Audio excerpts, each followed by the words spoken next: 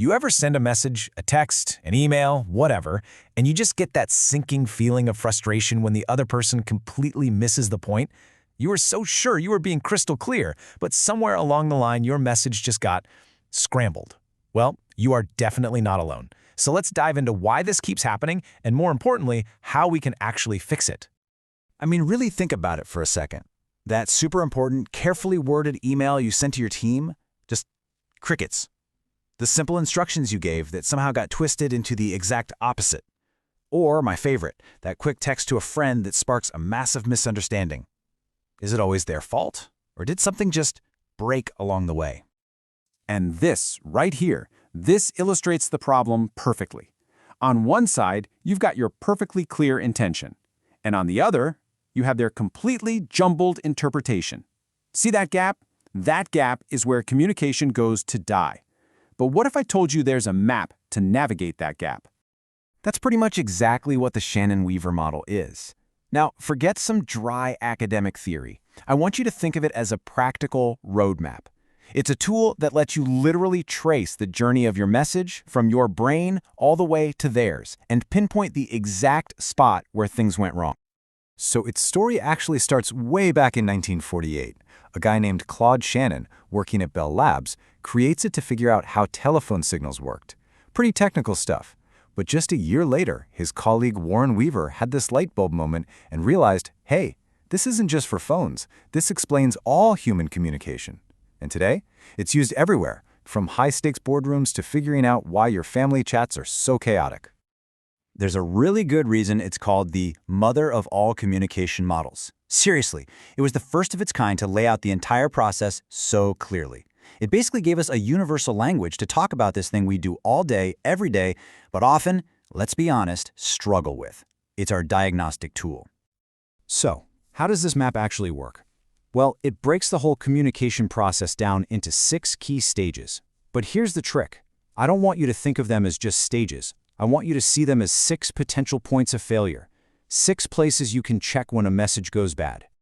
And these are our 6 checkpoints. You've got the information source, the encoder, the channel, the decoder, the destination, and then, kind of lurking around all of them, is this thing called noise. Let's break them down one by one. Okay, first up, the source. That's you, the person with the idea. And you know what? The very first failure point often happens before you even say or type a single word. It's a lack of clarity in your purpose. You haven't clearly defined your own goal. The fix is so simple, but it's incredibly powerful. Before you hit send or open your mouth, just ask yourself, what is the one thing I need this person to understand or do? Next, your idea moves to the encoder. This is where you translate that thought into actual signals, like words or text. And this is where we trip ourselves up all the time, with confusing jargon, overly complex sentences, or acronyms that only we understand. The solution? Just simplify. Seriously, always aim to speak their language, not just yours. Checkpoint number 3 is the channel. This is the how. How are you sending your message?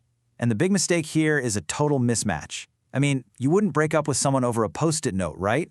The same logic applies everywhere else. Sending an urgent, time-sensitive request buried in an email is a classic channel failure. The fix is to always match the medium to the message's importance. All right, now we're crossing over to the other person's side, the decoder. This is their brain trying to interpret the signals you sent. Now, you can't control their mind, obviously, but you can give them the right tools to succeed. This is where you provide really clear examples, you repeat the main point, and you check in with a simple, hey, does that make sense? Fifth on our list is the destination. This one seems so obvious, but just think about how many times you've accidentally hit reply all or sent a text to the wrong John in your contacts.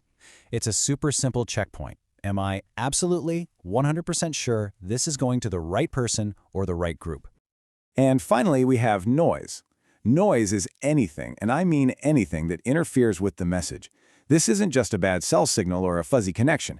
It can be a loud office, a distracting TV in the background, or even emotional noise, like the other person being totally stressed out about something else. Your job as the sender is to try and anticipate and minimize that noise. Choose a quiet place, find the right time, and make sure the lines are clear, both technically and emotionally. Okay, so now that we have the map, let's turn it into a practical, hands-on checklist. The whole goal here is to shift your mindset away from blaming the other person, that "why didn't you listen to me" feeling, and toward analyzing the process itself. Okay, where did our communication break down? This is where it gets really useful. You can turn the entire model into a series of active questions. The next time a message totally bombs, just run through this list. Was my goal clear from the start? Did I use confusing words? Was email the wrong choice for this? Did they even have the context they needed? By asking these questions, you stop guessing and you start pinpointing the exact problem. All right, theory's great and all, but let's get into the good stuff.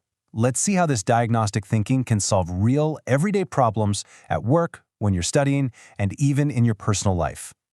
So check this out. At work, if your team ignores an important email, don't just assume they're being lazy. Diagnose it. It's probably an encoding issue. Your email was too long, too confusing. The fix? Rewrite it to be shorter and clearer. For your studies, can't remember lecture notes? That's another encoding issue. The fix? You got to rewrite them in your own words to actually process the information. And in life, what about when your partner misreads your tone in a text? That is a classic decoder issue. They're missing the context of your voice. The fix is to add clarity or, maybe just pick up the phone. And that brings us to the single most important takeaway from all of this. It's this one simple mindset shift. Great communicators don't get frustrated and start pointing fingers. They get curious. They become detectives, tracing the breakdown so they can fix the process for the next time. I want you to remember this mantra: don't blame, diagnose. By seeing communication not as some mysterious single action, but as a 6-step process, you suddenly gain so much more control. You can stop having the same frustrating miscommunications over and over and over again. So I want you to think about a recent communication breakdown you had. Using this model, where do you think it failed? And more importantly, what are you going to do differently next time?